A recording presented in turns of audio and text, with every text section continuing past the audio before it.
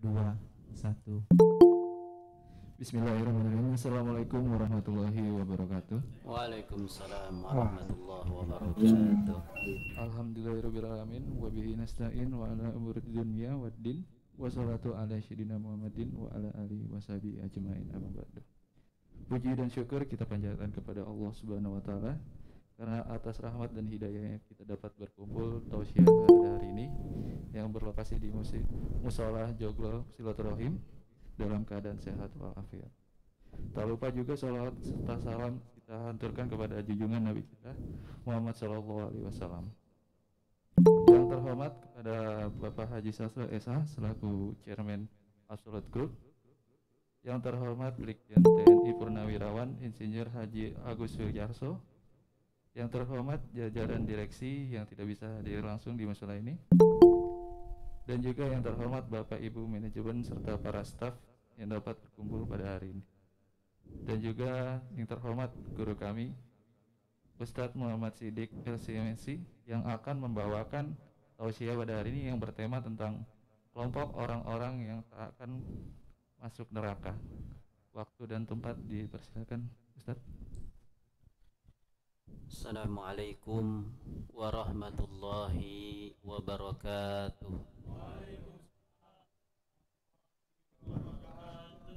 Bismillahirrahmanirrahim. Alhamdulillahi rabbil alamin. Wassalatu wassalamu ala ashrafil anbiya'i wal mursalin Sayyidina wa nabiyyina wa maulana Muhammadin wa ala alihi wa sahbihi ajma'in. Rabbi syrah li sadri wa yassir li amri wahlul 'uqdatam min lisani yafqahu qawli, amma ba'd. Yang sama-sama kita hormati CEO PT Absolute Group Bapak Haji Sastro SH, yang sama-sama kita hormati Bapak Brigjen Purnawirawan Insinyur Agus Suryarso serta seluruh jajaran direksi, yang sama-sama kita hormati jajaran manajemen dan staf karyawan karyawati Absolute Group yang dimuliakan Allah Subhanahu wa taala. Segala puja dan puji syukur senantiasa setiap saat kita panjatkan kehadirat Allah Subhanahu wa taala, karena Allah setiap saat pula tiada bosan-bosannya memberikan nikmat kepada kita. Salawat beserta salam kita juga selalu setiap saat kita sampaikan kepada junjungan alam Nabi besar Muhammad sallallahu alaihi wasallam, juga kepada keluarga dan para sahabatnya yang mulia. Jamaah sekalian yang dimuliakan Allah, alhamdulillah pada sore hari ini yang penuh berkah kita masih diberikan nikmat sehat, panjang umur, dan hadir di majelis ta'lim, tepatnya di rumah Allah Musola Joglo Silaturahim, yang begitu semoga berkah untuk kita semuanya, amin ya rabbal alamin. Jamaah sekalian, pada kali ini kita akan membahas sebuah hadis yang disampaikan oleh baginda Rasulullah sallallahu alaihi wasallam dengan tema kelompok manusia yang takkan masuk ke dalam neraka atau yang diharamkan masuk ke dalam neraka Allah Subhanahu wa taala. Tentunya ini amat penting untuk kita pahami, dan semoga kita menjadi daripada kelompok ini, karena kelompok ini diharamkan masuk neraka. Tentunya kalau haram neraka berarti masuknya surga. Ini yang kita inginkan, dan tentunya referensinya dari hadis Nabi sahih ya. Di dalam kita berdoa kepada Allah ada satu doa di mana semua umat Islam insya Allah pada hafal ini doa, yang dikenal dengan doa sapu jagat. Ya, nggak bisa ngaji juga hafal udah nih doa. Rabbana atina fid dunya hasanah wa fil akhirati hasanah wa qina adzabannar. Tahu artinya? Yang tahu saya kasih hadiah pergi haji sampai Cengkareng. Nganter itu mah. Ya. Memang idealnya kalau kita berdoa apal artinya, betul ya? Sehingga apa yang kita ucapkan walaupun berbahasa Arab paham. Bahaya kalau kita ngucap nggak paham. Ya. Rabbana, langsung saja. Rabbana, ya Tuhan kami. Atina, berikanlah kepada kami. Fid dunya, di dunia, hasanah, kebaikan. Ya Allah, berikanlah kepada kami di dunia ini kebaikan. Wa fil akhirati, dan berikanlah kepada kami ya Allah di akhirat nanti hasanah, kebaikan juga. Wa qina adzabannar, dan jauhkanlah diri kami dari siksa api neraka. Itu arti doa sabda. Rabbana atina fid dunya hasanah wa fil akhirati hasanah wa qina adzabannar. Ya Tuhan kami, berikanlah kepada kami di dunia kebaikan dan berikanlah kepada kami di akhirat kebaikan pula, dan jauhkanlah diri kami dari siksa api neraka. Amin. Itu menurut para ulama tafsir. Ini kan ayat Quran surat Al-Baqarah 201. Ini doa sudah multifungsi. Orang yang mau maaf yang jomblowati pengen dapat pasangan hidup, nih cocok. Yang mau rezeki cocok. Yang mau usaha lancar cocok. Yang supaya lagi ini dan itu ada hajat cocok. Karena di situ ulama tafsir mengatakan hasanah. Ya Allah, berikanlah kepada kami di dunia hasanah, kebaikan. Kebaikan apa saja? Yang sakit jadi sehat, kebaikan. Yang nganggur jadi kerja, kebaikan. Punya istri cerewet jadi kalem, kebaikan. Punya suami agak gimana jadi baik dan soleh, kebaikan. Rabbana atina fid dunya hasanah. Jadi semua kebaikan di dunia itu kita minta sama Allah dengan doa ini. Apa saja yang namanya kebaikan di dunia masuk ke dalam doa tadi. Wa fil akhirati hasanah, dan ya Allah berikanlah kepada kami di akhirat kebaikan. Misalnya kebaikan di akhirat. Akhirat itu jenjangnya panjang. Pertama kali orang masuk akhirat tuh alam kubur. Itu udah akhirat. Ya, al-kubru akhiru manzil min manazilid dunya wa awal manzil min manazilil akhirah. Kata Nabi, kuburan ini itu adalah tempat terakhir kehidupan dunia dan tempat pertama kehidupan akhirat. Jadi orang masuk kubur itu udah masuk alam akhirat, tapi fase pertama. Nah, di dalam keyakinan kita, di dalam kubur tuh ada namanya azabul qabri dan ni'mal qabri. Ni'matul qabri, ada siksa kubur, ada nikmat kubur. Banyak yang kita dengar ya. Kadang-kadang bisa pernah kita dengar sendiri atau ngalamin sendiri, maksudnya ngelihat orang di alam kubur kayak gimana. Ya, pernah kejadian di Qatar, di negara Arab, ada orang nggak pernah sholat. Begitu dikontak orang tuanya di Eropa lagi sibuk, suruh pulang, tapi kelamaan proses pulang anaknya udah buru-buru harus dikubur. Begitu dikubur orang tuanya nggak terima, pokoknya angkat dulu. Saya pengen ngelihat wajah anak saya semata wayang. Orang bisnismen, dia pengen anak semata wayang meninggal dilihat dulu wajahnya. Begitu baru berapa jam diangkat udah gosong, udah kebakar. anaknya yang ganteng, yang putih hancur, kayak terbakar bener-bener api yang besar. Kulitnya yang putih gosong, hitam legam. Ternyata ketika ditelusuri, singkat kata, anaknya nggak pernah sholat. Tuh, ini namanya azab kubur. Secara logika nggak masuk. Kenapa? Siapa yang nabun di dalam kuburan? Siapa yang ngasih api dalam kuburan? Nggak ada. Di atasnya biasa saja, begitu digali ternyata kebakar. Itu yang azab kubur. Nikmat kubur itu kalau orang soleh kita dapat nikmat kubur walaupun ukurannya sekian meter, tapi kalau dapat nikmat kubur itu kita merasa seluas mata memandang. Luas kuburan orang yang baik.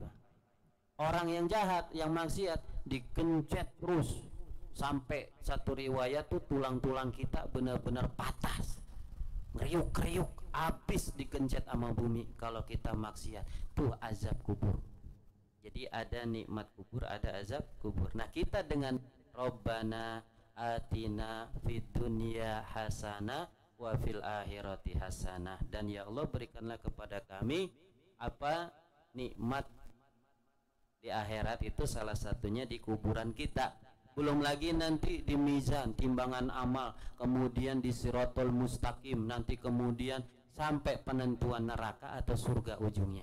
Itu kita minta sama Allah supaya diberikan kebaikan dunia dan akhirat dengan doa tersebut. Ya, yang akan kita bahas pada sore adalah poin ketiga. Apa? Wakina azabannar. Ya Allah, jauhilah kami dari siksa api neraka. Api dunia aja kita bayangin, tangan kena kesundut api aja, rokok korek, panasnya minta ampun. Itu baru api dunia, bagaimana apinya akhirat. Satu riwayat dikatakan satu tetes api neraka tumpah, satu tetes tik ke bumi, hancur semuanya. Saking panasnya api neraka, satu tetes jatuh ke bumi, udah kiamat udah. Saking panasnya api itu, baru satu tetes. Gimana kalau ngobak berenang di situ? Nah kita di sini saya akan membahas tentang ada golongan manusia yang diharamkan masuk neraka. Artinya orang-orang ini masuk ke surga dan nggak boleh masuk ke neraka, nggak boleh. Yang bilang siapa? Nabi kita Muhammad Sallallahu Alaihi Wasallam. Jadi referensinya hadis, ya, kitab Musnad Imam Ahmad.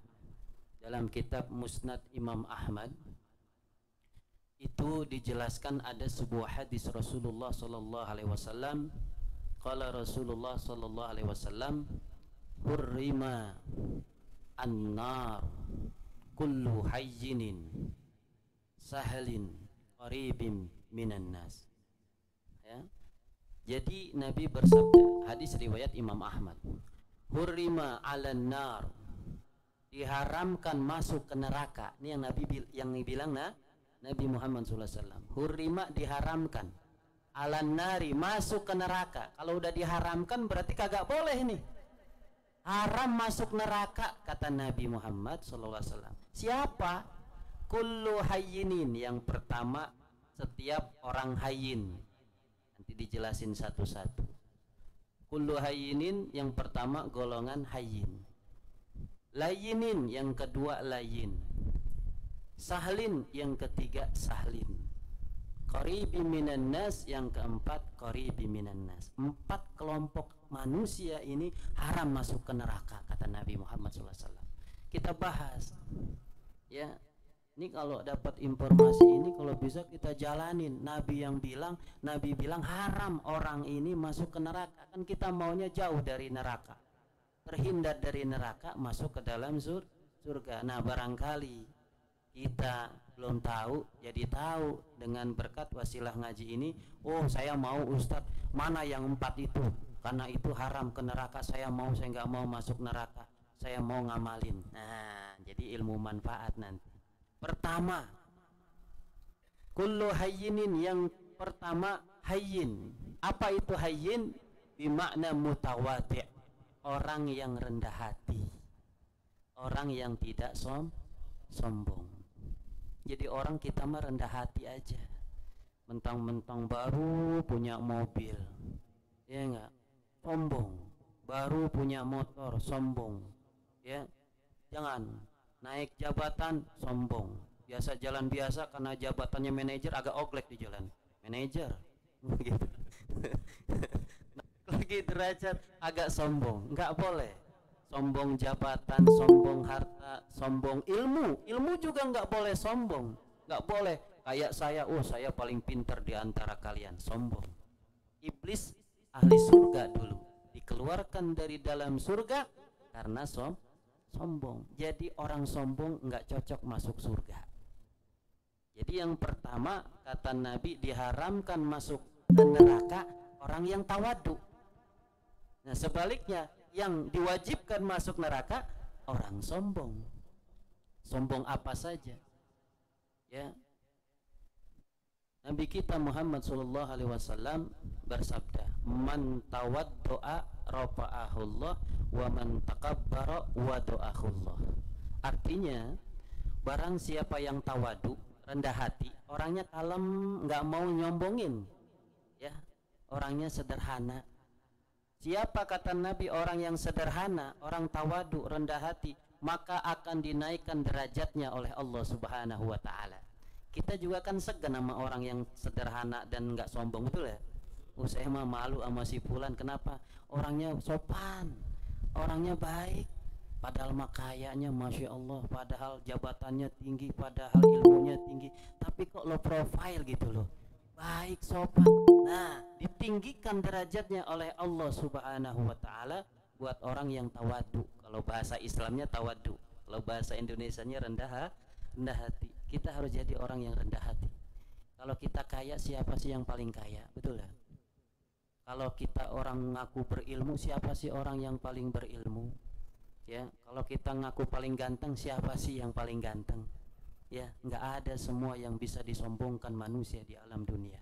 Jadi yang pertama nih, yang diharamkan masuk neraka orang yang rendah hati.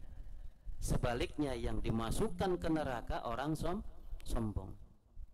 Bahkan ada hadis Nabi yang bunyinya, la yadkhulul jannata man kana fi qalbihi misqala dzarrah min kibrin. Rawahu Muslim, hadis sahih. Artinya Nabi bilang, tidaklah masuk surga orang yang ada di dalam hatinya sekecil apapun itu dari sifat sombong. Kita sombong sedikit saja dari apa yang kita punya, maaf, kita kadang-kadang dikasih rezeki tinggi udah sombong, ngeremehin orang, betul ya? Definisi sombong itu nganggap remeh orang lain, merendahkan orang lain, menganggap dirinya lebih mulia, lebih. Saya lebih dari si dia, saya lebih dari si dia, lebih, itu sombong, ya.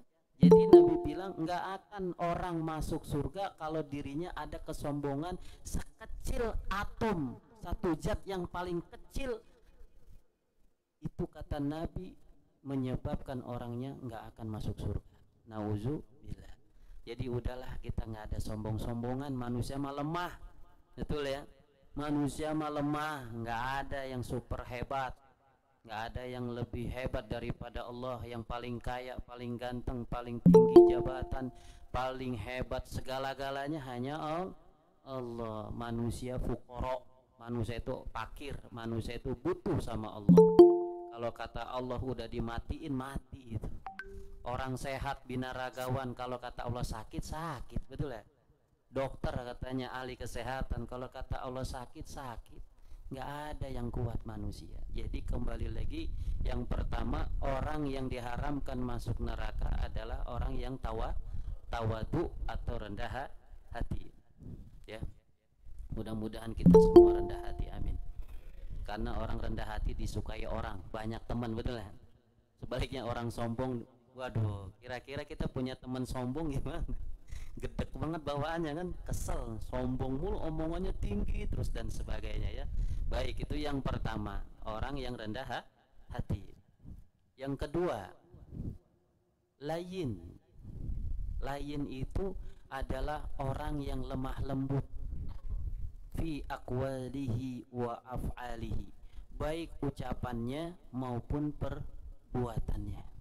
Kalau bicara tuh lemah lembut, baik, sopan, attitude-nya ada, ya, melakukan sesuatu juga dengan etika, ya, kepada yang lebih tua bagaimana, kepada yang lebih muda bagaimana, kepada yang setara bagaimana, dan bisa memposisikan kita sebagai apa, dia sebagai siapa, semuanya ada kedudukannya, semuanya ada etikanya. Kalau orang sudah bicaranya bagus, ucapannya bagus, nah itulah orang yang diharamkan masuk ke neraka. Ini termasuk akhlak. Ya, jamaah sekalian, ini namanya akhlak. Nabi Muhammad SAW bersabda, aksarun nasi yadkhulul jannah taqwallah wa husnul khuluq. Mayoritas orang masuk ke dalam surga karena dua sebab, kata Nabi. Orang masuk ke dalam surga itu kebanyakan disebabin dua sebab. Yang pertama karena takwa, yang kedua baik akhlaknya, kelakuannya baik, bukan pintar, bukan, baik.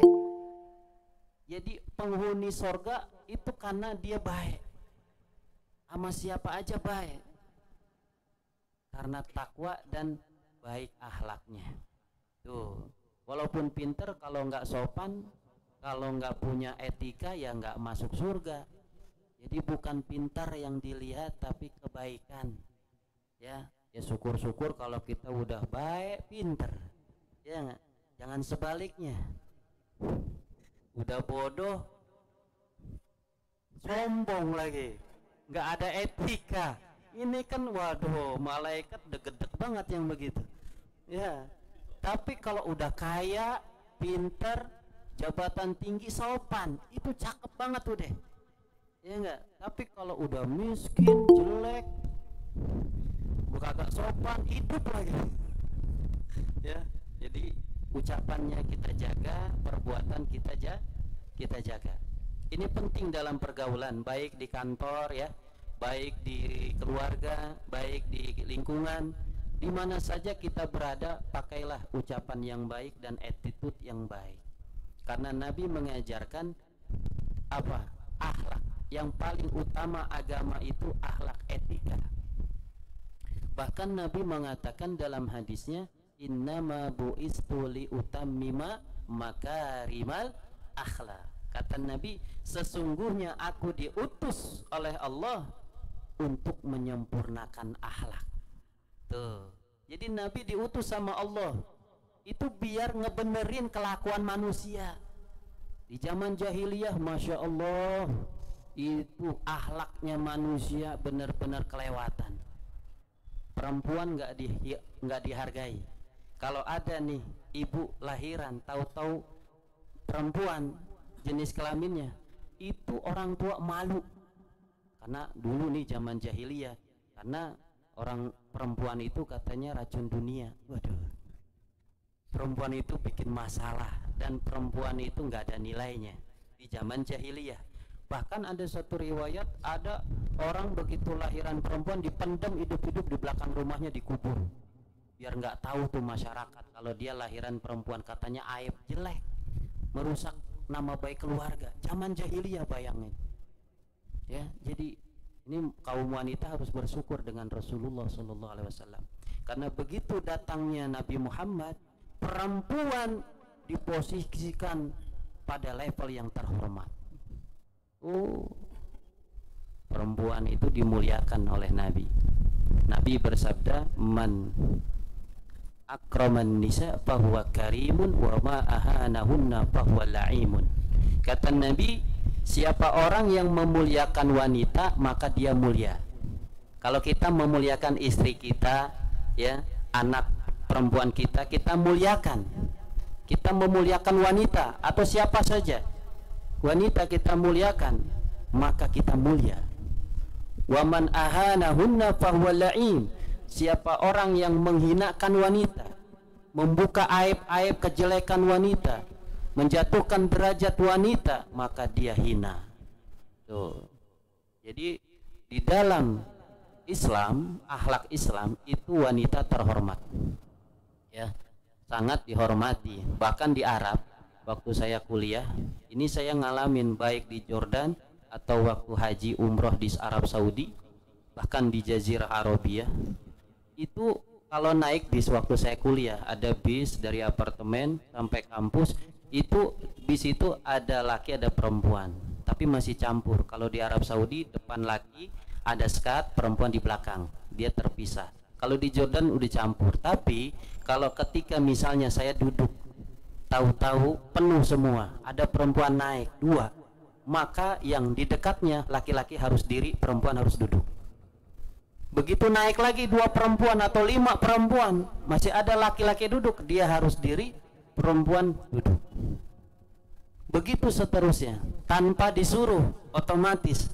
Saya pun karena jadi adat ya, ketika ada perempuan naik di depan, kita diri, faddol, tafaddoli ijlisi ma fi muskilah. Duduk, kita diri.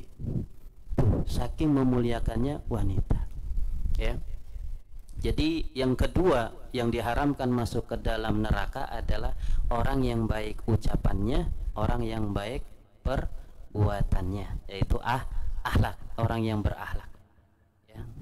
Yang ketiga, ini mudah-mudahan kita jadi introspeksi diri ya, mudah-mudahan kita jadi lebih baik daripada sebelumnya. Yang ketiga adalah sahlin. Sahlin ini adalah orang yang membantu orang lain menjadi mudah urusannya. Ya.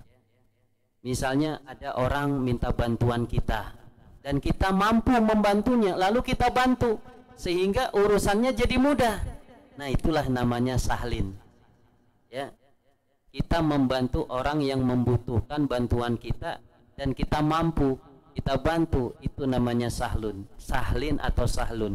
Orang itu akan diharamkan masuk neraka.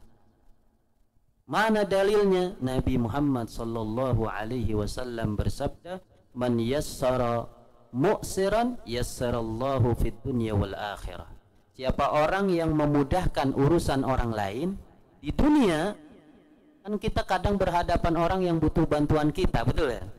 Bos, tolong dong bos. Pak, tolong dong. Selamat tolongnya yang benar ya. Selamat tolongnya yang benar. Minta tolong sama kita, kita bisa membantunya, ya. Lalu kita bantu dengan niat membantu, maka Allah akan membantu kita urusan dunia kita dan akhirat kita. Man yassara mu'siran yassarallahu lahu fid dunya wal akhirah. Siapa orang yang membantu orang yang sedang kesulitan, maka Allah akan membantu orang tersebut baik urusan dunianya maupun urusan akhiratnya. Kalau kita merasa, ya Allah, orang itu kok hidup susah banget, kalau saya alhamdulillah segala niat saya, hajat saya dimudahin Allah, bisa jadi itu berkah karena dia suka bantu orang. Sebaliknya, ya Allah, hidup kok susah amat ya, tiap hari musibah mulu, tiap hari ampun ada bencana, ada ini dan itu. Jangan-jangan kita suka nyusahin orang. Apalagi di Indonesia ada slogan, kalau emang bisa disusahin kenapa dimudahin, kan begitu. katanya begitu. Kalau bisa disusahin kenapa harus dimudahin? Katanya. Nggak tahu bener apa enggak, nggak tahu ya. Padahal mudah, sebenarnya mudah, cuman disusah-susahin. Nah, betul Pak Haji ya. Zaman dulu ya, sekarang mah insya Allah enggak lah ya. Jadi orang yang membantu kesulitan orang lain dengan bantuan kita, dia merasa terbantu dan tidak menjadi sulit, maka Allah akan membantu kita pada saat kita lagi sulit dunia dan sulit di akhirat. Tuh, jadi kita juga jangan hitung-hitungan.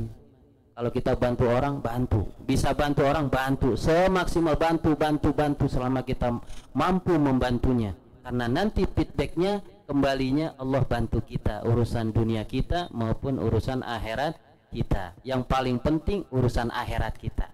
Ketika kita butuh syafaat Nabi, ketika kita pengen nikmat kubur, kita keinginan pada saat Shiratal Mustaqim lewat jembatan menuju surga, ini lulus apa enggak? Kalau enggak jatuh neraka. Itu satu riwayat keterangan itu jembatannya itu rambut dibelah 7. Bagaimana itu? Ya. Dan semuanya ada yang secepat kilat, ada yang jalannya cepat, ada yang pelan, ada yang jatuh. Nah, kita berhasil enggak melewati Shiratal Mustaqim. Nah, ketika kita di dunia bisa membantu orang dengan ikhlas karena Allah, maka Allah bisa jadi membantu kita pada saat di akhirat, salah satunya menyeberangi Shiratal Mustaqim. Makanya jadilah orang-orang yang berbuat kebaikan, yang dibutuhkan bantuan sama orang lain dan kita mampu kita bantu seikhlasnya agar kita juga dibantu Allah Subhanahu wa ta'ala, baik urusan kita dunia maupun urusan kita di akhirat nanti. Ya. Bahkan dalam hadis yang lain, wallah fi aunil abdi madamal abdu fi auni akhihi. Allah akan menolong hamba selama hamba menolong saudaranya. Allah menolong hambanya Allah, yaitu kita, kalau kita mau nolong saudara kita. Maksudnya sesama muslim gitu, atau sesama makhluk Allah. Kalau kita suka nolong sesama kita, yakin Allah menolong kita. Ya, bisa jadi kalau kita nggak ditolong, anak kita yang ditolong, cucu kita yang ditolong. Dalam arti kita berbuat baik, nggak ada yang namanya rugi, nggak akan ada yang namanya rugi. Ya, rugi gua nolong dia mah, dia kagak sadar-sadar, biarin kalau nggak sadar dia, tapi diri kita sudah berbuat baik. Ya, jadi jadilah kita mengeluarkan dalam hidup kita energi kebaikan, baik ucapan kita maupun perbuatan kita. Itu yang ketiga, yaitu apa? Orang yang selalu mudah memberikan kemudahan kepada orang lain, memberikan solusi kemudahan bagi orang yang sedang dalam kesulitan. Yang terakhir, yang terakhir apa? Qaribi minan nas. Qaribi minan nas ini orang yang akrab sama manusia. Maksudnya dia familiar, dia sosialis, tidak individualis. Kan ada orang dia mau pengennya sendirian aja, betul nggak? Makan sendirian aja di pojok, nggak mau bareng-bareng, betul ya? Ada orang pengennya sendirian aja. Ada di rumah juga nggak mau kenal sama tetangga, nggak mau kenal sama sesama tim, nggak mau kenal sama yang lain, pokoknya pengennya sendirian aja. Itu jangan. Orang yang diharamkan masuk neraka adalah qaribi minan nas, orang yang akrab dengan sesama. Ya, baik dengan di kantor kita akrab, di rumah kita akrab, di lingkungan kita akrab, sehingga kita saling kenal mengenal. Karena ini perintah Allah, li ta'arafu. Kami jadikan manusia beda-beda, suku, bangsa, betul gak? Ada suku Sunda, Jawa, dan sebagainya. Atau skala internasional, negara yang berbeda. Li ta'arafu, untuk saling kenal mengenal. Apalagi kita sudah diikat dengan ikatan batin, la ilaha illallah Muhammad Rasulullah. Sudah, kalau sudah muslim saudara sudah. Mau orang Amerika, kalau syahadatnya sama, saudara kita. Mau di Ethiopia, di Nigeria, mau di mana saja, saudara kita. Kalau sudah diikat dengan la ilaha illallah Muhammad Rasulullah. Ya, jadi orang kita yang sosialis, saling kenal mengenal, akrab. Oh si fulan, ya saya kenal, itu 2 rumah dari saya. Oh si fulan, oh itu satu kantor sama saya. Oh si fulan, oh itu saudara saya dari jalur ibu saya. Kenal, akrab. Orang lain juga, Pak kenal nggak? Kenal siapa? Pak Soendri. Nggak kenal, yang mana ya? Lah perumahan sini Pak. Nggak ada namanya. Pak Rizky, Pak Bowo Pak, absolut nggak kenal, nggak ada nama Pak Bowo di sini. Bahaya tuh kalau sampai nggak dikenal, ya nggak? Jadi kalau oh Pak Bowo semua kenal. Nah, ini orangnya akrab berarti. Ya, bahagia. Ya, jadi jadilah orang yang dikenal banyak orang, akrab, tidak individualis, kita saling berbaur, makan bareng-bareng, kerja bareng-bareng, semua kalau bareng-bareng berkah. Al barakatu ma'al jamaah. Berkah itu dalam kebersamaan. Orang yang kalau bersama-sama, insya Allah berkah turun dari Allah Subhanahu wa Ta'ala. Dan kalau bersama kuat. Beda kalau sendiri, apa-apa kalau sendiri berat, susah, betul ya? Kayak sapu lidi, kalau satu dipotong patah, tapi kalau sapu lidinya banyak diikat, nggak akan bisa dipatahkan karena punya kekuatan kebersamaan. Ya, oleh karena itu jadilah kita orang yang akrab, orang yang dikenal banyak orang, dan kita memperkenalkan juga dengan banyak orang sehingga kita banyak saudara, banyak ikhwan, ya, banyak ikatan persaudaraan di mana saja, kapan saja, insya Allah kita akan menjadi orang-orang yang banyak saudara. Dan agama juga mengajarkan jadilah orang yang ditunggu-tunggu orang lain, ya. Enak kalau kita ditunggu orang. Mana ya, aduh Pak Suhendri kok nggak datang ya, kayaknya ada yang kurang di antara kita kalau beliau nggak ada. Nah, mana ya Pak Bowo, kayaknya nih kalau kumpul-kumpul Pak Bowo nggak ada yang kurang kebersamaan kita. Jadi ditunggu, diharapin, itu orang baik. Tapi maaf misal, ya ada dia. Betul gak? Lagi asik nih kita ngobrol, ketemu, bisa, ya dia datang. Orang pengen kagak datang udah seneng, dia kagak datang tadi datang juga. Itu nggak seneng tuh, nggak enak kalau begitu. Jadi jadilah manusia yang bermanfaat untuk diri kita orang lain dan diharapkan kehadirannya oleh orang lain. Itu orang yang baik. Tapi sebaliknya, ketika orang itu tidak bermanfaat, bahkan merugikan orang lain, bahkan kehadirannya aja tidak diharapkan, nah itu rugi, itu bahaya. Itu kita harus introspeksi, kita hadir kita nih di komunitas diharapkan atau tidak. Ketika diharapkan, alhamdulillah, berarti kita masih memberikan energi positif kepada lingkungan atau komunitas yang kita ada di situ. Tapi kalau tidak diharapkan, nah ini dia masalah, ya, bahaya. Jadi inilah yang saya bisa jelaskan. Yang pertama, di antara orang yang diharamkan masuk neraka, haram masuk neraka artinya masuk ke dalam surga, ya.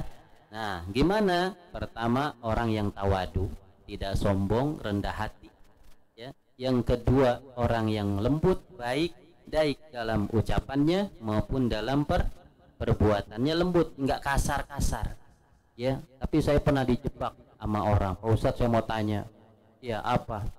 Dalam rumah tangga perlu kekerasan enggak? Enggak boleh itu. Masa Pak Ustadz? Iya. Kalau enggak ada kekerasan enggak punya anak, Pak. Iya juga sih. Emang harus keras kalau begitu. Ngejebak pertanyaannya, ya. Ya, itu yang kedua. Yang ketiga adalah orang yang membantu orang lain, memberikan kemudahan kepada orang lain yang sedang dalam keadaan sulit. Yang keempat, orang yang akrab dengan yang lain sehingga orang juga senang, saling kenal mengenal, saling asih dan asuh bersama-sama. Barangkali itu saja yang bisa saya sampaikan. Hadisnya simpel, ya. Kita ambil dari doa tadi, Rabbana atina fid dunya hasanah wa fil akhirati hasanah wa qina adzabannar. Ya Allah, berikanlah kepada kami kebaikan di dunia dan berikanlah kepada kami kebahagiaan di akhirat, dan jauhkanlah diri kami dari siksa api neraka. Nah, dijauhkan dari siksa api neraka, 4 ini kalau kita bisa amalkan, insya Allah dijauhkan dari siksa api neraka. Amin ya rabbal alamin. Barangkali itu yang bisa saya sampaikan. Kurang lebihnya mohon maaf. Assalamualaikum warahmatullahi wabarakatuh. Baik, terima kasih Ustaz. Mungkin dari rekan-rekan semua ada yang mau ditanyakan? Bapak Ibu, untuk yang offline ada yang mau ditanyakan maupun online?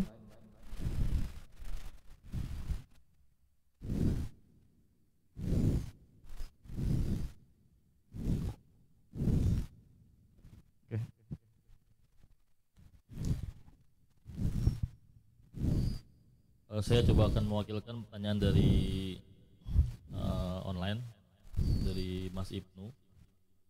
Assalamualaikum warahmatullahi wabarakatuh, Ustaz. Waalaikumsalam. Ada 2 pertanyaan, Ustaz. Yang pertama, jika sholat wajib terlewat, sholat rawatib terlewat, Rawatib apa sholat wajib? rawatib sholat wajib nggak sholat gitu maksudnya, Ustaz. Yang wajib bukan rawatib ya. Bukan, sholat wajibnya terlewat. Apakah boleh diganti dengan sholat sunnah? Itu yang pertama. Iya. Kalau sholat wajibnya kelewatan atau enggak sholat gitu, diganti dengan boleh enggak sholat sunnah?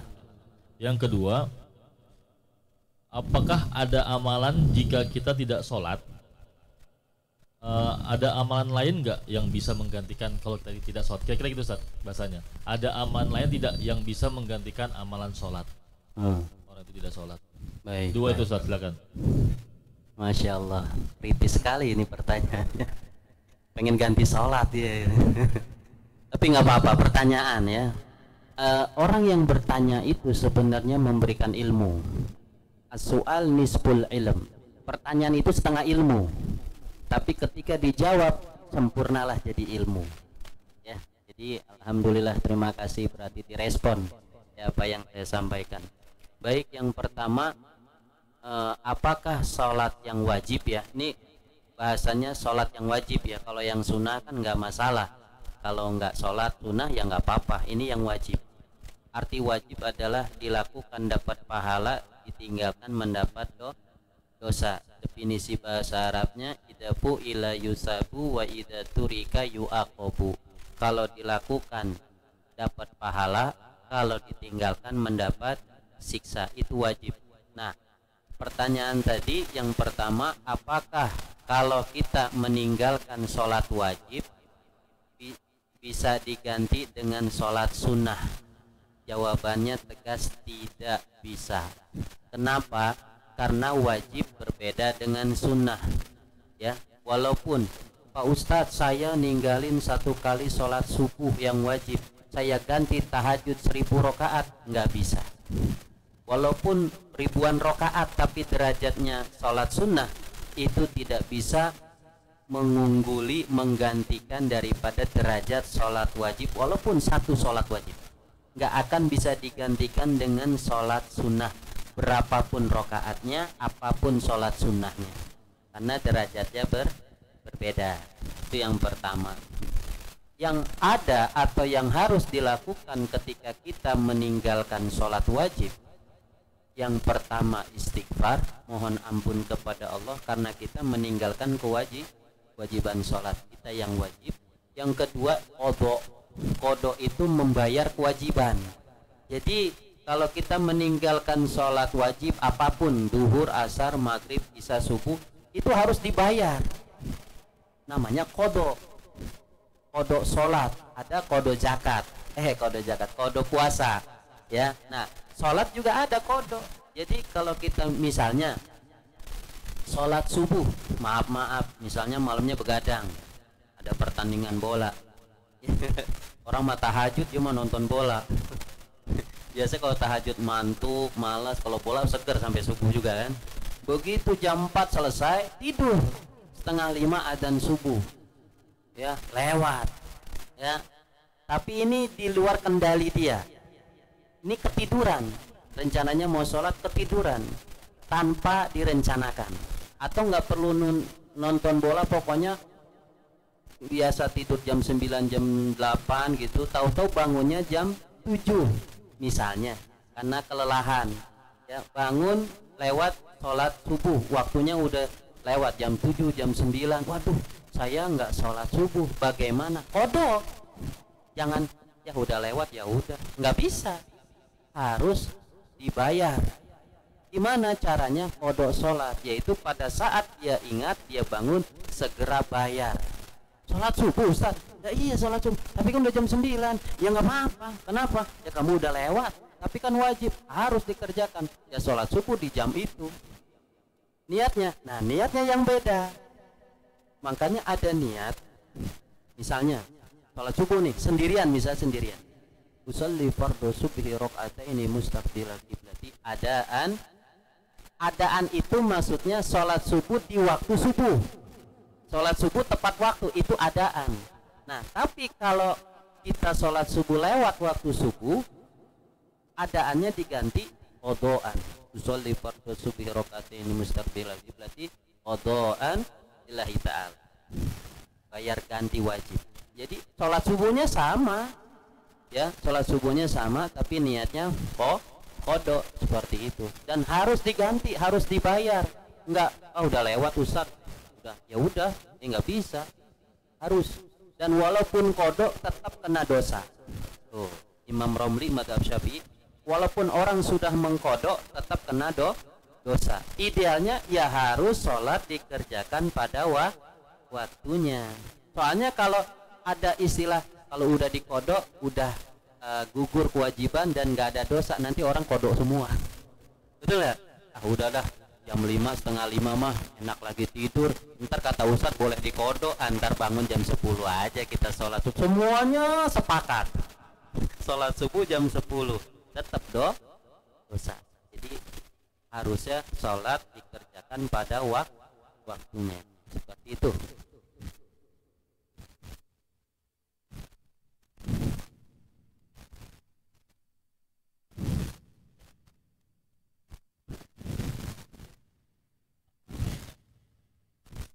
Ada enggak amalan lain yang dapat menggantikan kedudukan sholat ya?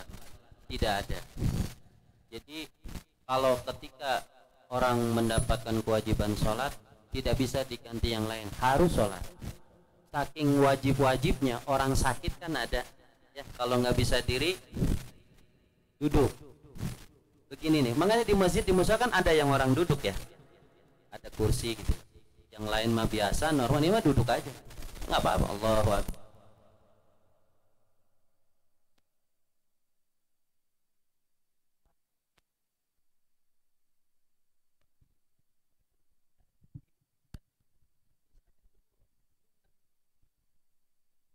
Diri nggak bisa, duduk nggak bisa, dia telentang aja tiduran, ya tiduran sholatnya, ya pakai isyarat aja, Allahu Akbar, Allahu Akbar. Ruku juga ya misalnya karena sakit, ya sebisa dia, Allahu Akbar, sami Allahu liman hamidah, terus saja begitu, nggak apa-apa.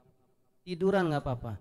Ustadz kalau tiduran tapi gerak tangannya nggak bisa diperban, gerak pakai hati atau gerak pakai apa, kedipan mata, Allahu Akbar.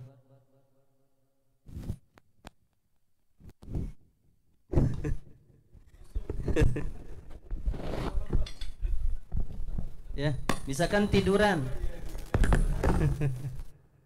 Ada iklan ini gitu. Ya, kalau pakai tangan ya tiduran bisa, nggak bisa pakai isyarat ya mata. Udah nggak bisa gerak, ya nggak bisa gerak badan, mata masih bisa kedip. Udah pakai mata, Allahu Akbar. Dalam hati bacanya, sami Allah liman hamidah, gerak mata, gitu. Saking wajib-wajibnya sholat. Pak Ustadz, badan semua nggak bisa gerak, mata nggak gerak juga, jadi sholatin kalau gitu. Udah nggak bisa sholat. Enggak Ustadz, tapi masih hidup. Ya di dalam hati. Kan ada tuh yang nggak bisa sama sekali, diam aja. Tapi dia masih hidup. Di dalam hati kalau dia masih diberikan kesadaran, dia sholat. Tetap wajib sholat. Itu saking wajibnya sholat, dalam kondisi apapun nggak ada alasan nggak sholat. Ya kecuali kalau perempuan. Yang perempuan kan ada tamu bulanan. Kalau laki, Ustadz, saya lagi nggak sholat. Waduh. Ada halangan. Laki-laki nggak ada halangan. Ya. Kalau perempuan dimaklumi. Kalau laki-laki harus. Ya. Mau sakit tetap sholat. Apalagi sehat. Gitu ya. Ya seperti itu ya Pak. Jadi tidak ada yang menggantikan kedudukan sholat. Saking penting-pentingnya sholat, wajib hukumnya dan fardu ain. Setiap muslim yang sudah balik, laki perempuan, wajib sholat. Tidak ada alasan yang lain, tetap keadaan apapun sholat. Hatta lagi sakit pun tetap sholat. Seperti itu. Baik, assalamualaikum warahmatullahi wabarakatuh. Waalaikumsalam warahmatullahi wabarakatuh. Mohon izin Pak Ustadz bertanya. Tadi menyambung pertanyaan yang pertama tadi, untuk sholat yang dikodok. Nah, Iya. batas waktu yang sudah kita niatkan dikodok itu berapa jarak dari sholat yang wajibnya itu, Pak Ustadz? Misalnya sholat subuh saat ini kita jam 4:30 ya, Pak Ustadz. Nah, kalau 5:30 misalnya kita melaksanakan sholat subuh, apakah sudah niatnya kodok apa masih bisa? Iya. Niat seperti biasa. Mohon penjelasan, Pak Ustadz. Ya, waktu subuh adalah waktu yang ketika sudah azan, ya, patokannya begitu saja, lalu tidak lama-lama kita sholat. Kalaupun misal kita bangun kesiangan atau agak siang, itu masih yang penting belum sampai ke waktu syuruk. Syuruk itu sekitar jam 6 atau kurang, jam 6 kurang dikit. Nah, itu masih waktu subuh. Tapi sebenarnya udah kurang bagus. Tapi daripada tidak udah bangun di jam segitu langsung sholat subuh. Tapi kalau sudah jam 6 lewat, itu bukan subuh, udah masuk syuruk. Nah, masuknya kodok. Nah, kodok yang niatnya itu tadi yang diganti, ya. Makanya kalau di pengajian kita di masyarakat tuh pengajian subuh, habis sholat subuh pengajian itu biasanya selesai sebelum jam 6. Nanti jam 6 selesai itu pada sholat tuh. Nah, sholat syuruk atau sholat isyrok namanya. Sholat ketika terbit matahari mulai naik. Nah, itu sholat syuruk sampai jam 7 biasa. Bis itu duha gitu ya. Bis itu baru makan-makan. Biasanya begitu. Jadi ada waktu subuh, nanti muncul lagi waktu syuruk, isyrok. Nah, jangan sampai kita nganggap waktu subuh tapi udah waktu isyrok gitu. Di bawah jam 6 lah. Gitu. Tapi bagusnya ya tepat waktu. Tentunya seperti bukannya untuk boleh tenang aja masih ada waktu, enggak gitu juga ya. Jadi bahkan bagusnya jam 3, jam ya sebelum subuh sudah bangun, sudah mandi dan sebagainya, itu bagus. Bahkan orang yang sering bangun sebelum subuh jam 2, jam 3 itu jarang sakit karena sehat, menyegarkan gitu ya. Apalagi diisi dengan sholat tahajud, zikir, taubat, muhasabah, masya Allah. Gitu. Baik, ada lagi. Assalamualaikum warahmatullahi wabarakatuh, Ustaz. Waalaikumsalam warahmatullahi. Mohon izin Ustaz bertanya. Tadi disampaikan bahwa salah satu orang yang tidak masuk surga yang masuk surga adalah orang yang rendah hati dan tidak sombong. Nah, pertanyaan saya adalah bagaimana jika orang beribadah itu selanjutnya orang itu berbangga hati gitu, berbangga gitu, apakah itu termasuk dalam hal sombong begitu kan, Ustaz? Ya. Bangga hati, bangga diri itu sombong, masuk kepada kategori sombong. Jadi kita kalau ibadah, maaf ibadah sholat, puasa, bahkan haji, umroh sekalipun, jangan kita ngerasa bangga, udah haji, lu panggil haji ke gua. Sombong tuh, walaupun Haji Muhyiddin kan gitu, ya udah 3 kali nih haji, panggil gitu. Maaf, saya haji aja udah 3-4 kali, tapi saya nggak mau disebut panggil saya haji nggak boleh, karena itu kan duniawi, sebenarnya tidak ada titel ya. Nah, cuman ibadah apapun jangan kita merasa bangga dengan apa yang kita lakukan dalam ibadah. Bahkan dalam ibadah dalam Islam harus ada 2 unsur. Ini yang perlu kita pahami dan jalankan. Ada al-khaufu, ada ar-roja. Ini dalam ibadah apapun harus kita masukkan 2 karakter ini. Pertama, al-khaufu. Al-khaufu ini rasa takut. Kalau kita sholat aja ya, sholat. Kita habis sholat, kita harus ada rasa khauf. Khauf itu rasa takut. Ya Allah, jangan-jangan sholat saya nggak diterima. Itu harus ada. Sehingga nggak akan sombong kita. Karena kita takut sholat kita nggak diterima. Karena memang banyak sholat yang nggak diterima. Ya. Kita harus ada pertama unsur khauf, takut ibadah kita tidak diterima. Nah, konsekuensinya apa? Kalau kita sudah merasa takut ibadah kita nggak terima, berarti kita harus perbaiki dong. Ya Allah, saya takut sholat asar tadi, sholat saya nggak diterima oleh Engkau ya Allah. Akhirnya apa yang kurang ya? Oh, saya kurang khusyuk, saya kurang ini dan itu. Saya besok saya harus baik lagi. Nanti maghrib saya harus lebih. Begitu, jadi muhasabah. Pertama harus ada rasa takut ibadah kita tidak diterima, muncul perbaikan. Yang kedua, roja. Roja itu pengharapan, mengharapkan ibadah kita diterima. Kalau yang pertama takut nggak diterima, akhirnya introspeksi. Yang kedua, kita berharap ibadah kita diterima, sehingga muncul optimistis dalam ibadah, semangat. Ya, jangan nggak berharap. Misal, ya Allah, tadi sholat asar terserah dah, mau diterima mau kagak dah gitu mah, terserah aja udah, serah Allah dah. Terima syukur, enggak juga kagak ngapa-ngapa. Nah, jangan, enggak boleh gitu. Ya, jadi harus ada roja, optimis kita, ya Allah semoga sholatku tadi diterima. Harapan. Karena innallah ala husni dzanni abdi. Sungguhnya Allah berada pada prasangka hambanya. Makanya kita selalu keluarkan energi yang positif. Ya Allah semoga sholat saya diterima. Diterima sama Allah. Karena positif kita supaya kita selalu menjaga ibadah kita berkualitas. Jadi yang satu, kita harus ada rasa takut nggak diterima, sehingga kita menyempurnakan lebih baik lagi dan hilang rasa sombong, bangga diri dari ibadah itu. Karena bisa jadi emang nggak diterima, betul? Karena bisa jadi ibadah kita nggak diterima sama Allah, udah nggak diterima bangga pula bahwa dia juga diterima. Nah itu yang bahaya. Ya, lebih baik kita merasa, ya Allah, jangan-jangan tadi sholat saya nggak diterima, padahal diterima. Lebih bagus kita merasa nggak diterima sama Allah tapi diterima. Nah kalau memang nggak diterima, ya kita mengakui dan kita berusaha lebih baik lah lagi. Yang kedua, optimis, roja, mengharap kepada Allah semoga sholat kita, ibadah kita diterima Allah. Jadi ada dua nih, ya. Antum mau korban kambing, misalnya sapi, ada dua. Yang pertama, ya Allah, mudah-mudahan saya takut korban saya nggak diterima. Ya Allah, mudah-mudahan kalau ada di hati saya ada rasa sombong, ada rasa yang tidak baik, ada rasa yang pengen power, pengen ria, ya Allah, hamba takut ibadah kurban saya nggak diterima.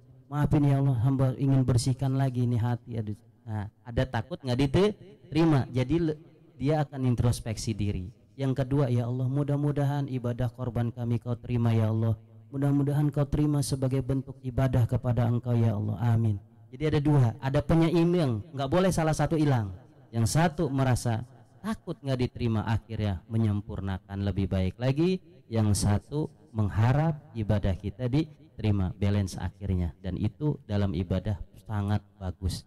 Kalau udah ini nggak akan kita rasa sombong, betul nggak? Nggak akan ada rasa sombong karena kita ada khauf tadi, takut nggak diterima. Jadi takutnya itu lebih kuat daripada kita memunculkan energi kesombongan dalam diri. Seperti itu. Baik, terima kasih Ustadz atas penjelasannya. Jadi tidak boleh berbangga hati gitu Ustadz. Nggak boleh berbangga hati, nggak boleh. Baik, terima kasih Ustadz. Selanjutnya Ustadz, satu lagi pertanyaan Ustadz. Ini terkait yang poin ketiga tadi adalah, yang kedua adalah lemah lembut baik ucapan maupun tingkah laku Ustadz. Iya. Nah, yang saya pertanyakan adalah jika yang kita lakukan ini karena tuntutan profesi Ustadz gitu. Menurut saya contohnya kami dari TNI Polri kan tidak mungkin selalu berlemah lembut begitu Ustadz. Iya. Harus ada ketegasan di sana gitu. Itu bagaimana Ustadz menyikapinya Ustadz?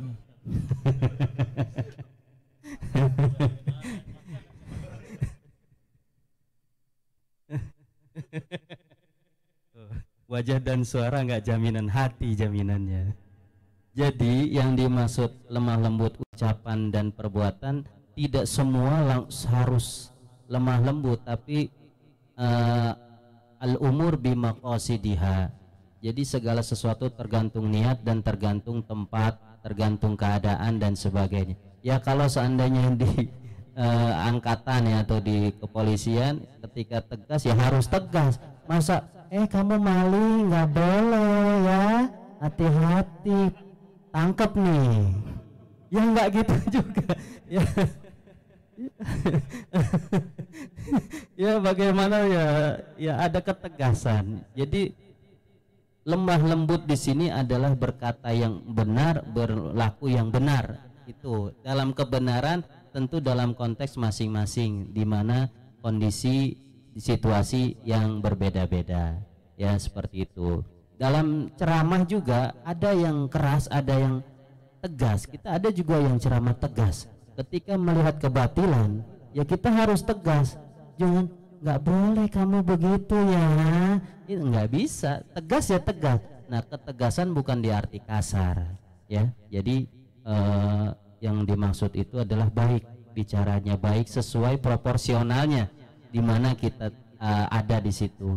Ucapannya, perbuatannya disesuaikan secara hukum, baik hukum duniawi, hukum pekerjaan, kantor, kedinasan, dan hukum akhlak, hukum agama. Semuanya bernilai baik, maka itu disebut baik. Itu ketika tidak baik, ya itu jadi keluar dari akhlak.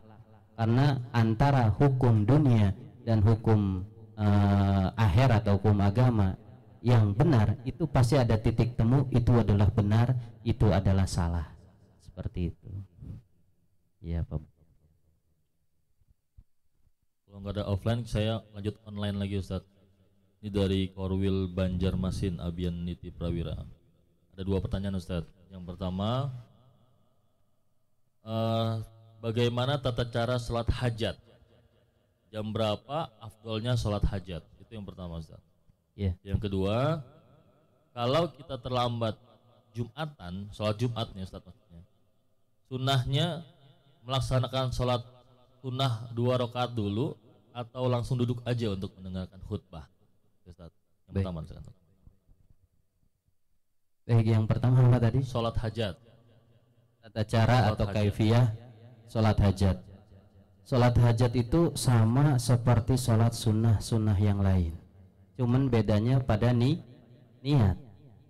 Bahasa Arab bagus, nggak bisa bahasa Arab, bahasa Indonesia, bahasa daerah boleh ya. Misalnya bahasa Arab nih, misalnya niatnya mau sholat hajat ya, hajat.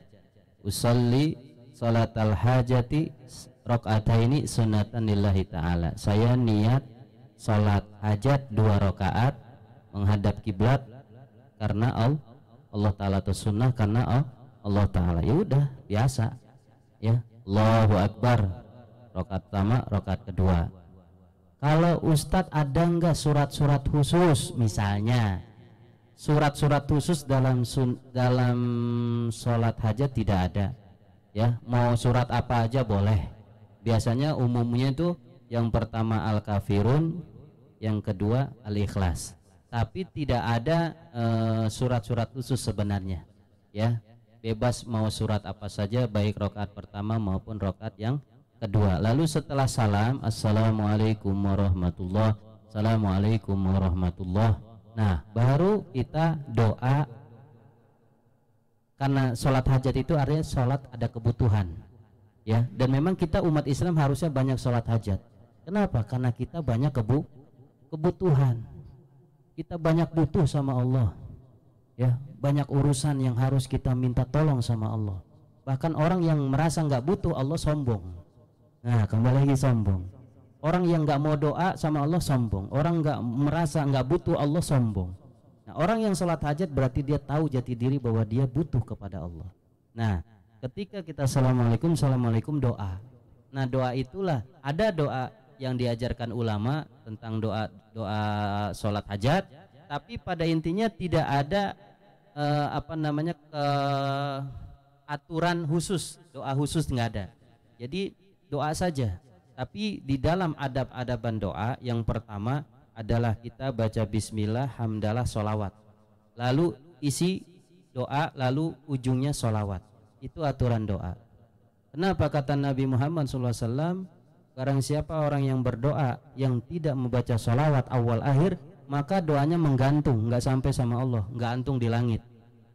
Ya, ketika dibaca sholawat sampai kepada Allah Subhanahu wa Ta'ala. Makanya kalau doa bagusnya juga istighfar dulu, astagfirullahaladzim, astagfirullahaladzim, minta ampun sama Allah. Ya Allah ampuni dosa saya, ampuni dosa saya. Baru bismillahirrahmanirrahim, alhamdulillahirrabbilalamin, sholawat. Sholawat apa saja, misalnya Allahumma sholli ala sayyidina Muhammad wa ala ali sayyidina Muhammad. Baru doa apa yang kita mau.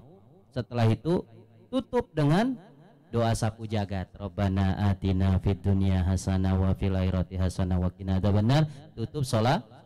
Salawatnya apa saja, Allahumma sholli ala atau wa sallallahu ala sayyidina Muhammad wa ala ali sayyidina Muhammad, tambah lagi subhana rabbika rabbil izzati, boleh. Yang penting ada sholawat awal dan akhir, insya Allah dikabul dan pasti dikabul. Ustadz saya ngedoa udah 3 tahun kagak dikabul. Bukan nggak dikabul, Allah maha tahu kapan waktunya doa itu benar-benar dikabul, karena Allah maha tahu keadaan hambanya.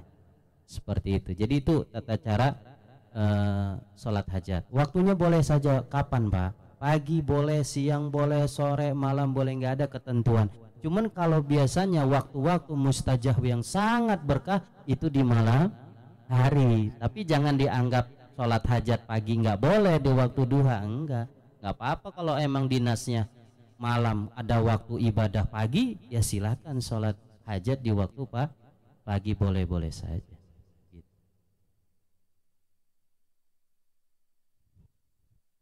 Oh Ustadz, kalau saya datang terlambat di sholat Jumat, pas saya masuk ke dalam masjid khotib udah naik mimbar, itu saya bagus saya sholat sunnah atau saya langsung duduk? Ada 2 pendapat. Yang bagus adalah langsung duduk. Kenapa? Karena imam plus khotib ya, atau khotib sudah naik mimbar itu ya, itu kita jamaah harus sudah mendengarkan khutbah ya. Jadi ketika kita masuk kita harus tahu diri, karena terlambat ya udah, khotib udah naik, duduk. Walaupun biasanya sholat duduk dengerin khotib, itu lebih bagus. Tapi kalau mau Ustadz saya nggak biasa kalau datang ke masjid saya harus sholat sunnah, batin saya tuh pengennya begitu, boleh sholat sunnah dicepetin langsung duduk dengerin. Karena kalau khotib sudah naik mimbar itu jamaah wajib mendengarkan. Ansitu wasma'u wa ati'u rahimakumullah. Diam, dengarkan, taat. Berisik aja batal tuh. Sebenarnya kita lagi khotib lagi khutbah kita harus mendengarkan. Yang nggak dengerin itu udah makruh. Ada kan lagi orang lagi khotib tuh tidur dia. Mau kenceng lagi. Suara khotib kalah suara gitu. Sampai dia bangun. Ajaran sesat nih. Apaan? Kok langsung sholat, khotibnya mana khutbahnya? Dia tidur. Dari pertama dia tidur sebelum khotib naik, begitu dia bangun udah mau sholat dianggap nggak ada khutbah. Padahal dianya yang tidur. Ya, jadi mana yang lebih abdul atau bagaimana? Kalau yang bagus menurut saya dan ada di satu kitab saya baca, afdol yajlis, duduk dengerin khutbah. Karena memang kondisinya khotib sudah khutbah. Ya. Nah, kalau mau, tetap ulama mengatakan kalau mau hati mau sholat tapi dipercepat. Jangan seperti biasa, kan ada normal lama tuh. Allahu Akbar. Lama sehingga memakan waktu daripada mendengarkan khutbah. Boleh ambil sholat 2 rakaat sunnah asal dipercepat, karena pada intinya harusnya orang tersebut mendengarkan khutbah. Tapi kalau mau mendapatkan juga tetap sholat boleh, tapi dipercepat, tapi langsung jangan lama-lama dengarkan khutbah. Yang bagus duduk dengerin khutbah, karena mendengarkan khutbah lebih bagus daripada sholat pada saat itu ya, pada saat itu. Kecuali kalau belum naik ya sholat sunnah dulu. Kalau saya pribadi kalau terlambat misalnya, oh khotib udah naik, udah saya nggak sholat sunnah, saya langsung duduk, saya langsung dengarkan, karena memang afdolnya seperti itu. Ya, kalau mau sholat sunnah ya datangnya jangan terlambat ya, datangnya sebelumnya itu nyaman, sholat sunnahnya dapat, dengarkan khutbah juga sempurna, seperti itu. Ustaz, sedikit mau nanya. Iya. Perihal tadi khutbah ya, biasanya untuk khutbah itu ada bahasa Indonesia dan juga bahasa Arab. Iya. Nah itu yang dekat rumah saya sih biasanya itu bahasa Arab Ustaz. Nah itu lebih baik, kita kan nggak paham nih Ustaz untuk artinya yang disampaikan, karena yang lebih baik kita mengerti nih apa yang disampaikan oleh khotib. Nah itu tanggapan kita gimana ya Ustaz, untuk mendengarkan yang memang kita nggak paham arti dari apa yang disampaikan khotib. Dalam khutbah Jumat aja ya kita bahas, karena ada khutbah nikah ya, ada yang lain, jadi saya bahas yang khutbah nikah. Khutbah nikah itu ada rukunnya. Makanya khotib harus tahu ilmunya. Banyak khotib nggak tahu ilmu, akhirnya salah. Ya, khotib harus tahu ilmu khotib dalam khutbah, yaitu rukun khutbah. Rukun khutbah itu hamdalah, ya harus alhamdulillah, minimal begitu. Mau yang lain silakan, yang penting ada hamdalahnya, memuji kepada Allah. Kemudian syahadat asyhadu alla ilaha illallah, itu syahadat yang ketiga, sholawat. Kemudian apa? Wasiat takwa. Contohnya usikum wa nafsi bitaqwallah, atau ayat Quran ya ayyuhalladzina amanu taqullaha haqqa tuqatih wa la tamut. Pokoknya ada wasiat takwa, mewasiatkan ketakwaan kepada jamaah. Kalimatnya bebas, ya, mengajak umat jamaah bertakwa kepada Allah. Itu rukun. Kalau nggak ada wasiat takwa nggak sah sholatnya, ya. Nah, kemudian dalam khutbah harus ada minimal satu ayat Quran atau hadis Nabi Muhammad, satu hadis minimal. Itu yang pertama. Yang kedua, itu semua harus ada dan ditambahi di ujungnya doa mukminin mukminat. Allahumma gfir lil muslimina wal muslimat wal mu'minin. Itu harus ada. Kalau itu misalkan doa mukminin mukminat tidak dibaca, nggak sah sholatnya. Loh, jadi kita makmum nggak sah? Makmumnya sah. Kenapa? Karena makmum mengikut. Dosa siapa? Imam yang dosa, khotib yang dosa, karena dia yang membuat sah, membuat tidak sah. Kalau makmum kan ngikutin, berdosa, dosanya ditanggung imam atau khotib yang khutbah Jumat. Makanya berat jadi khotib dan imam. Kalau makmum mah nggak kena, ikutin mereka, udah tanggung jawab. Apa kalau dosa salah ente, kenapa ente jadi imam ane khotib? Yang salah dia yang melakukan, dia yang menentukan, dan dia yang menanggung. Kalau jamaahnya tetap sah, ya tetap sah insya Allah. Yang tidak sah beliau, karena beliau yang tidak mengetahui ilmunya. Lalu bagaimana? Ada di kampung Ustadz saya khotibnya bahasa Arab semua, kan ada tuh. Ada bahasa Sunda, ada bahasa Indonesia, ada bahasa Betawi, ada nggak? Ya, tapi berbeda bahasa, tapi saya yakin rukunnya, rukun khutbahnya Arab. Alhamdulillahirabbil alamin, asyhadu an la ilaha illallah, Allahumma sholli ala salawat, Allahumma sholli ala. Itu bahasa Arab. Ittaqullah bahasa Arab, Allahumma ighfir lil mu'minin bahasa Arab. Jadi yang rukun dalam khutbah Jumat itu bahasa Arab harus. Sisanya boleh penjelasannya pakai bahasa daerah, bahasa kita boleh. Tapi di India ada fatwa khutbah Jumat harus bahasa Arab semua. Ada, tapi kita mengambil kebanyakan di kita intinya rukunnya pakai bahasa Arab, tapi penjelasannya pakai bahasa kita di mana kita tinggal. Orang Jawa dijelasinnya bahasa Jawa, orang Sunda jelasin Sunda, orang Padang pakai Padang, itu boleh. Kenapa ulama mengambil demikian? Biar manfaatnya lebih terasa. Dijelasin pakai bahasa kita sehingga paham apa yang disampaikan oleh khotib. Coba kalau Arab semua, orang nggak paham, betul nggak? Sah, cuman manfaatnya tidak besar, ya. Hanya sah sholat, tapi manfaat yang disampaikan Qurannya, hadisnya tidak sampai kepada kita kalau hanya bahasa Arab. Jadi kenapa ada yang bahasa Indonesia misalnya? Biar dipahami oleh jamaah maksud yang dijelaskan tema khutbah ini apa dengan bahasa kita.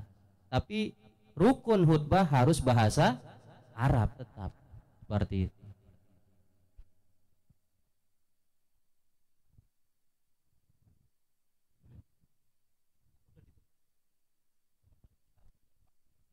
Pamungkas. Terima kasih. Assalamualaikum warahmatullahi wabarakatuh. Waalaikumsalam warahmatullahi wabarakatuh. Terima kasih Pak Ustadz atas waktunya. Saya pernah ditanya ini Pak Ustadz masalah kehidupan. Masya Allah. Kehidupan kita ini ya menurut saya itu ada 4 kan, yaitu hidup di alam kandungan, alam dunia, yang belum ini adalah alam kubur dan alam akhirat. Nah, tadi disinggung mengenai masalah alam kubur. Nah, yang dimaksud alam kubur itu apakah alam manusia yang saat itu jasadnya dikubur? Apa itu dikategorikan alam kubur? Kalau alam akhirat ya sudahlah, itu sudah bawa alam itu. Iya. Tapi yang pertanyaan itu disampaikan ke saya menjawab. Yang dimaksud alam kubur itu ya orang yang sudah dinyatakan mati dari dunia. Contohnya orang yang saat meninggal tanpa ada jasad, yaitu naik pesawat, dia jasadnya hancur, nggak mungkin dia dikuburkan. Kalau mau disolati, sholat gaib. Termasuk orang yang mati dalam laut atau dalam air tidak ketemu, seperti yang kemarin kapal selam. Nah ini saya pernah dikasih pertanyaan orang, apa sih Pak maksudnya alam kubur? Apakah orang yang dibawa terus dimasukkan dalam kubur, terus diberi nisan itu termasuk alam kubur itu? Itu aja, mohon penjelasannya Pak, atau pencerahannya Pak Ustadz. Terima kasih. Wassalamualaikum warahmatullahi wabarakatuh. Waalaikumsalam warahmatullahi wabarakatuh. Masya Allah, pamungkas tapi berat. Baik, alam kubur adalah alam di mana setelah kehidupan dunia berakhir, dimasukkan jasadnya ke dalam liang lahat, nah dikuburkan, itu masuk alam kubur. Nah istilahnya dalam keimanan ada satu alam namanya alam barzakh. Alam barzakh itu alam yang kehidupan ruh, ya. Jadi alam barzakh itu misalnya yang tenggelam, termasuk orang yang di alam kubur juga, yang tenggelam, yang hilang atau nggak jelas gitu ya, itu kembali ke alam barzakh ruhnya. Ya kalau jasad, nah tadi ada yang kalau ada jasadnya dikuburkan masuknya alam kubur. Kalau jasadnya tidak diketemukan tetap masuk ke dalam alam barzakh. Alam barzakh alam ruh. Jadi ruh semua yang sudah meninggal itu masuk ke alam barzakh. Nah, alam barzakh ini alam yang berbeda dengan duniawi, semuanya masuk ke sana. Baik yang apapun kejadiannya, walaupun jasadnya tidak diketemukan, tetap ruhnya masuk ke alam barzakh. Kalau jasad memang hanya tinggal sisa-sisa saja. Tapi jasad pun punya pengaruh, ya. Jasad pun punya pengaruh dari hasil pengamalan orang tersebut. Misalnya di alam kubur, berapa banyak orang di alam kubur udah puluhan tahun gak rusak-rusak karena pengaruh amalan dulu dia sewaktu hidup, ya. Ada ya banyak kisah ya, dia pengamal Quran, dia hafiz Quran, dia orang baik dan sebagainya. Ketika pelebaran jalan tol digali, dipindahkan, ternyata masih utuh atau wangi dan sebagainya. Tapi memang itu alam kubur. Tapi lebih luasnya alam barzakh, Pak. Nah, alam barzakh ini adalah alam yang berkumpulnya ruh-ruh. Semua ruh masuk ke dalam alam barzakh, baik yang jasadnya dikubur atau yang tidak dikubur karena hilang, kecelakaan lautan, udara dan sebagainya. Seperti itu, Pak, ya. Alam barzakh jadinya lebih ke umumnya alam barzakh. Kalau ruh kalau kubur itu yang ada jasadnya, ya. Seperti itu, Pak. Oke, baik, terima kasih Pak Ustadz atas jawaban-jawaban dari teman-teman. Sedikit saya rangkum ya Pak Ustadz untuk tema hari ini, kelompok orang-orang yang tak akan masuk neraka. Yang tadi ada doa sapu jagat, Rabbana atina fid dunya hasanah wa fil akhirati hasanah wa qina azabannar. Ya Tuhan kami, berikan kami kebaikan di dunia dan kebaikan di akhirat. Lindungilah kami dari siksa api neraka. Dan juga tadi ada 4 golongan yang haram untuk masuk neraka.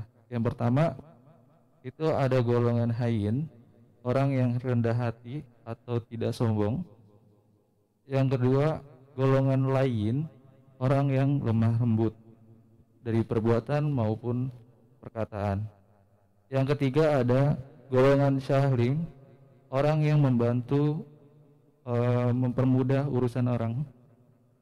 Yang keempat golongan qoribin nas, orang yang bukan individualis atau orang yang akrab dengan kebaikan. Mungkin sedikit yang saya rangkum untuk tema hari ini, bisa langsung ditutup oleh doa. Ustaz, silakan. Baik jamaah sekalian, mari kita berdoa kepada Allah. Mudah-mudahan pengajian pada sore hari ini memberikan ilmu yang bermanfaat untuk kita semuanya dan bisa kita amalkan dalam kehidupan kita sehari-hari.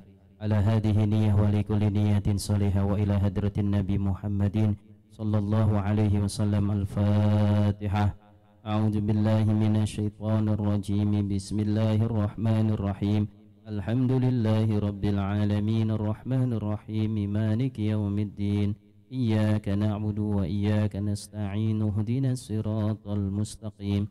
Siratal ladzina an'amta 'alaihim ghairil maghdubi 'alaihim waladdallin. Amin. Astaghfirullahaladzim. Astaghfirullahaladzim. Astaghfirullahaladzim. Bismillahirrahmanirrahim. Alhamdulillahi rabbil alamin. Allahumma salli ala sayyidina Muhammadin wa ala ali sayyidina Muhammadin. Allahumma anfa'na bima 'allamtana wa 'allimna alladhi yanfa'una wa zidna ilman nafi'an ya rabbal alamin wa alhiqna bis salihin. Ya Allah, ya Rahman, ya Rahim. Ya Allah, ajarkanlah kepada kami ilmu yang bermanfaat. Ya Allah, manfaatkanlah ilmu-ilmu yang telah kami terima. Ya Allah, tambahkanlah kepada kami ilmu-ilmu yang bermanfaat.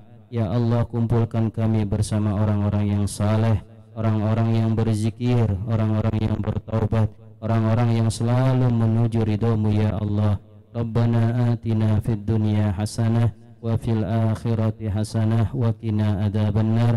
Wa sallallahu ala sayyidina Muhammadin wa ala alihi wa sahbihi ajma'in. Bifadli subhana rabbika rabbil izzati amma yasifun. Wassalamun alal mursalin walhamdulillahi rabbil alamin.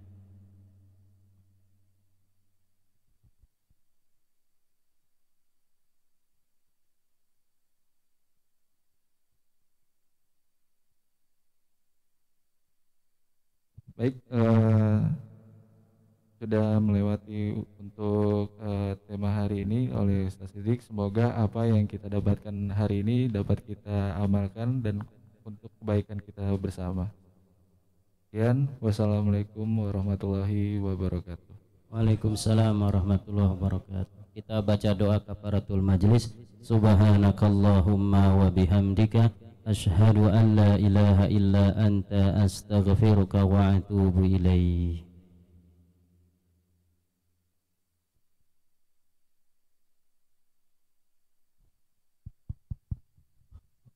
Untuk hari Rabu